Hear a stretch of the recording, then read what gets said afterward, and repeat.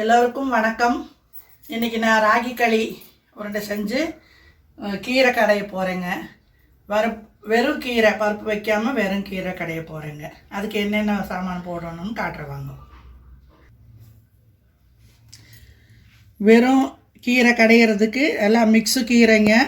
பாலக்கு, பொன்னாங்கண்ணி, அருகீரை, சிறுகீரை எல்லாம் மிக்ஸு கீரைங்க. இது எடுத்து வச்சுருக்கிறேன். அது தாளிக்கிறதுக்கு பச்சை மிளகா 4 கட் பண்ணி வச்சுருக்கிறேன். கொஞ்சம் ஒரு 4 வெங்காயம், சின்ன வெங்காயம், 1 ஸ்பூன் தனியா, 1 ஸ்பூன் சீரகம், ஒரு 4 பல்லு பூண்டு தட்டி வச்சுருக்கிறேன். வெங்காயம் இதெல்லாம் பச்சையாக போட்டு கடையானுங்க. இதெல்லாம் தாளிக்கணுங்க. தாளிக்கிறதுக்கு எண்ணெய், ஒரே ஒரு தக்காளி கட் பண்ணி வச்சுருக்கிறேன்.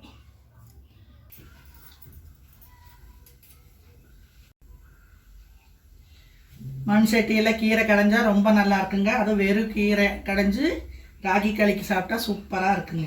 எண்ணெய் ஊற்றிக்கிறேன்.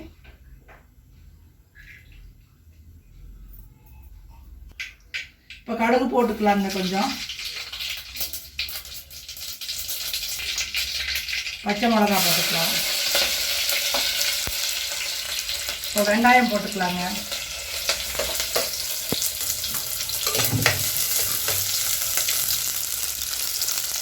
இப்போ மல்லி போட்டுக்கலாங்க.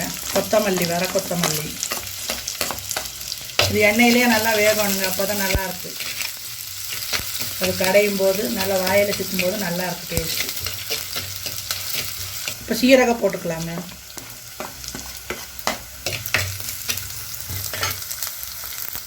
இப்போ தக்காளி போட்டுக்கலாங்க.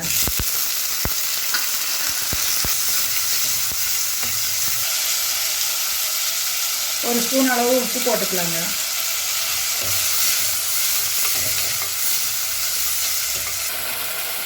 பூண்டு போட்டுக்கலாங்க. போட்டு ஒரு பெரட்டி கீரை வச்சுக்கலாம்.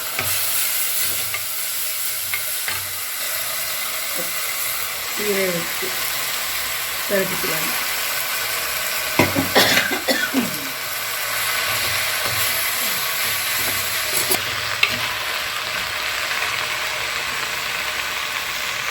பார்த்தா நிறைய கீரை இருக்கிற மாதிரி இருக்குங்க. கொஞ்சம் கொஞ்சமாக வச்சு பரட்டிக்கலாம். இப்போ கம்மியாகிடும்.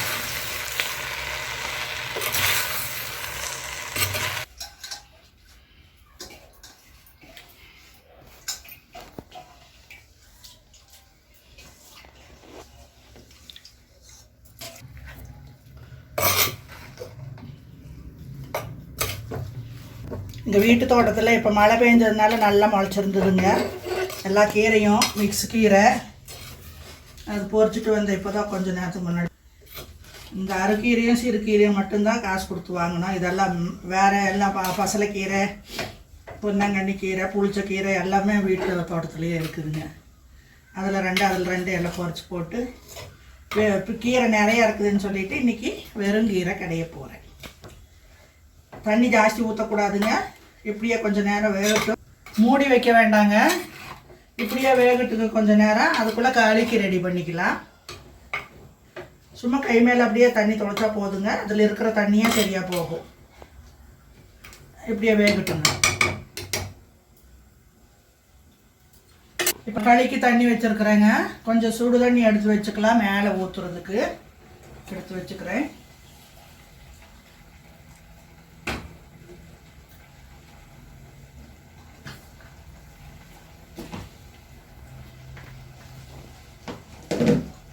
இந்த தண்ணியிலேயே கொஞ்சம் ஒரு 2 ஸ்பூன் அளவுக்கு மாவு போட்டுக்கணுங்க.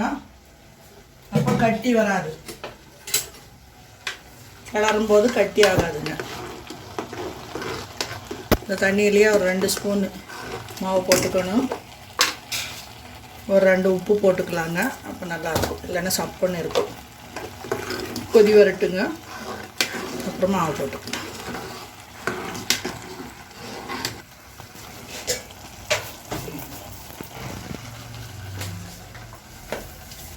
இப்போ தண்ணி கொதிச்சிருச்சுங்க. இப்போ மாவு போட்டுக்கலாம்.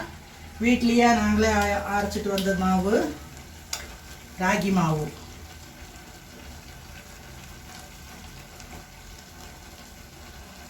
ஒரு 1.25 லிட்டர் தண்ணி வச்சுருக்குறேங்க. 4 கை போடலாங்க.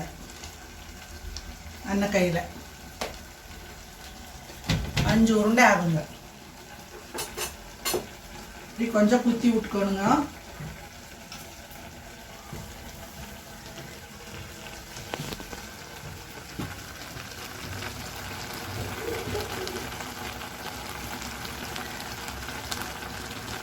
அப்படியே ஒரே மாதிரி கிளறி விட்டுக்கணும். எந்த அளவுக்கு மாவு வேணுமோ, இன்னும் கொஞ்சம் மாவு வேணும்னா போட்டுக்கலாம், இல்லை சரின்னா விட்டுடலாம். மேலே கொஞ்சம் தண்ணி ஊற்றிக்கணும். இதே தண்ணி சரியாக போச்சுங்க, இந்த மாவு போட வேண்டாம். ஒரே மாதிரி கிளறி கட்டி இல்லாமல் கிளறிக்கணும் கொஞ்சம். அப்புறம் மேலே தண்ணி கொஞ்சம், இந்த சுடு தண்ணி எடுத்து வச்சதை மேலே ஊற்றிக்கணுங்க.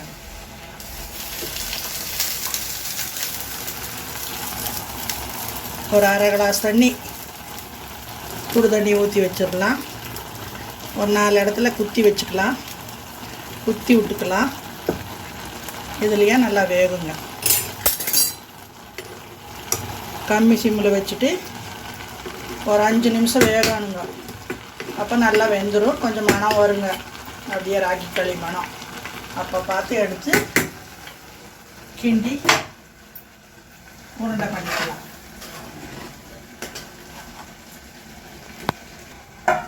இப்போ கீரை வெந்துருச்சான்னு பார்க்கலாங்க. பாருங்கள், ஒரே கை தண்ணி தான் ஊற்றுனேன். அது அந்த கீரையில் இருக்கிற தண்ணியே எவ்வளோ வந்துருக்குது பாருங்கள்.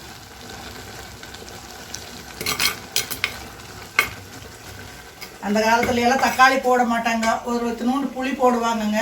புளி போட்டால் ஒரு மாதிரி நல்லா இருக்காதுங்க டேஸ்ட்டு. இந்த காலத்தில் இப்போ தக்காளி வந்ததுக்கப்புறம் ஒரு தக்காளி போட்டால் அது ஒரு மாதிரி டேஸ்ட் நல்லா இருக்குங்க. ஒவ்வொருத்தரும் ஒவ்வொரு மாதிரி செய்வாங்க. நான் ஒரே ஒரு தக்காளி போட்டிருக்கிறேன். இன்னொரு 2 நிமிஷம் வேகட்டுங்க, ஆஃப் பண்ணிடலாம். இப்போ கீரை வெந்துருச்சுங்க. கொஞ்சோண்டு தேங்காய் எண்ணெய் ஊற்றி ஆஃப் பண்ணிக்கலாம். அப்போ நல்லா டேஸ்ட் நல்லா இருக்குங்க.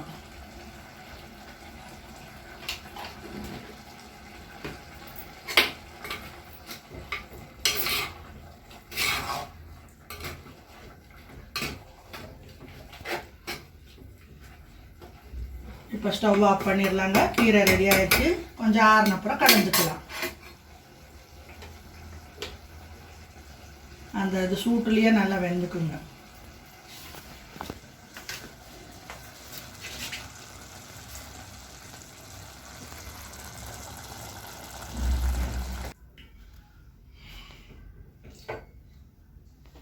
தண்ணியை வடித்து எடுத்துட்டு கடைஞ்சிக்கலாங்க.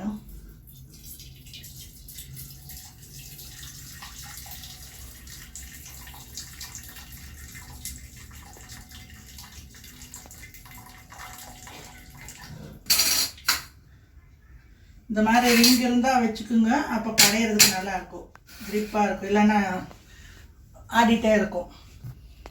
இப்போ தட்டி வச்ச வெங்காயத்தை இது கூட போட்டுடுறேன். பச்சை வெங்காயம், இதுவும் சின்ன வெங்காயம் தாங்க.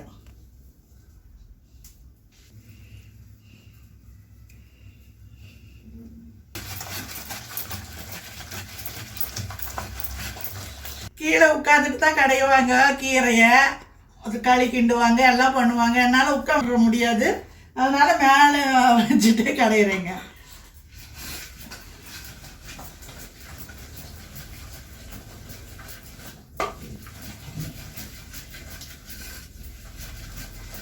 அந்த தேங்காய் எண்ணெய் மணம், அந்த வெங்காயம் மணம் கம கமான்னு சூப்பராக இருக்குங்க.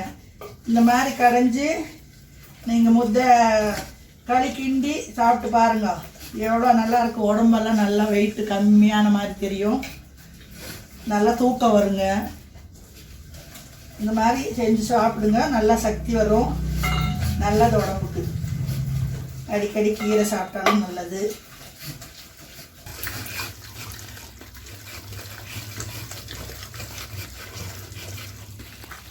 ரொம்ப வலுவலான்னு கடைய வேண்டாங்க, கொஞ்சம் ஒரு மாதிரி இருந்தால் போதுங்க. ஒவ்வொருத்தரும் மிக்சியில் கூட போடுவாங்க, அப்படியெல்லாம் போடக்கூடாதுங்க, அந்த டேஸ்ட்டே கம்மியாயிரும். ஒரே மாதிரி இது பண்ணிவிட்டு இந்த எடுத்து வச்ச தண்ணியை இதில் ஊற்றிக்கலாங்க. கொஞ்சம் கெட்டியாக தான் இருக்கணுங்க களிக்கு.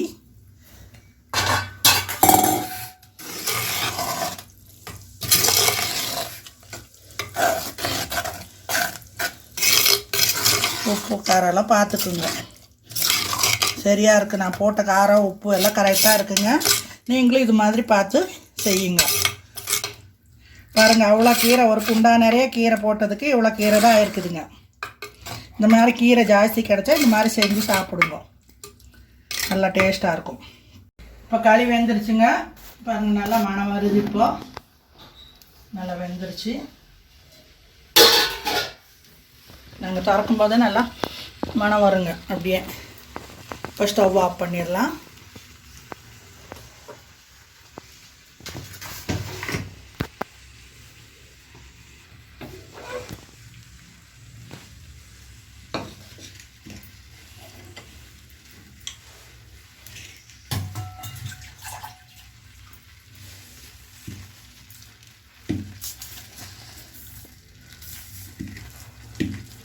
இறக்கி வச்சு ஆறட்டுன்னு ரொம்ப நேரம் விடாதீங்க. கொஞ்சம் சூடாக இருக்கும்போதே கிளறிடுங்க, இல்லைன்னா கட்டி கட்டியாக வந்துடும்.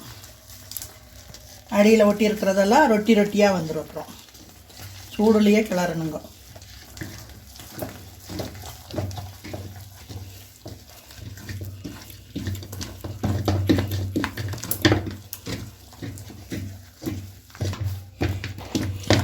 இந்த மாதிரி ஒரே மாதிரி கிளறிக்கணுங்க. பாருங்கள், எப்படி அல்வா மாதிரி இருக்குது பாருங்கள், பசையா.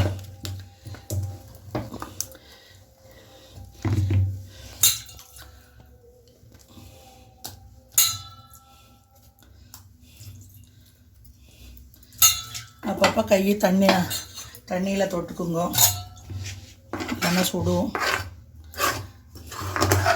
ஒரே மாதிரி செஞ்சு விட்டுக்குங்க. அப்புறம் முட்டை பிடிக்கலாம், உருண்டை பிடிக்கலாம்.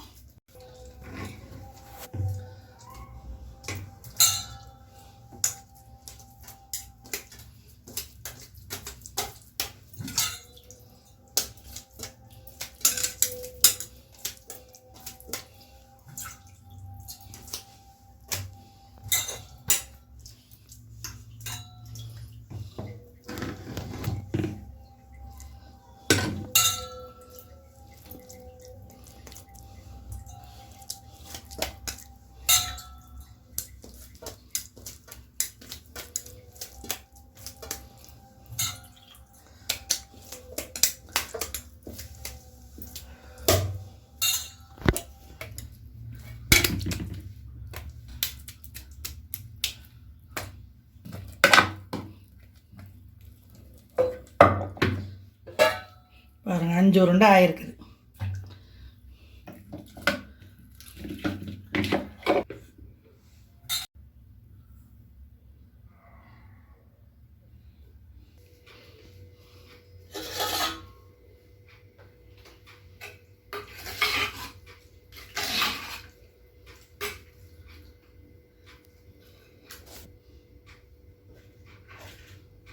கெட்டியாக கடைஞ்சி கீரை.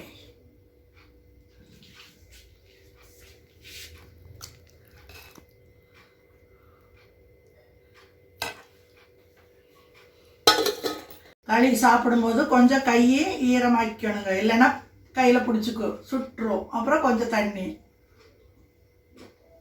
இல்லைன்னா உள்ளே இறங்கும்போது சுட்டுட்டு போகும்.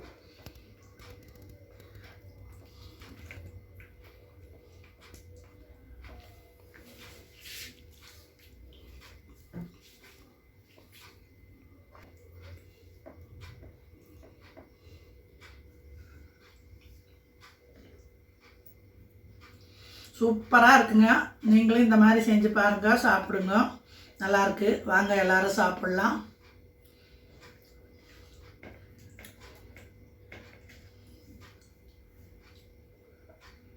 இந்த வீடியோ பிடிச்சிருந்ததுன்னா லைக் பண்ணுங்க, ஷேர் பண்ணுங்க, சப்ஸ்கிரைப் பண்ணுங்க, பெல் பட்டனை அமுக்குங்க.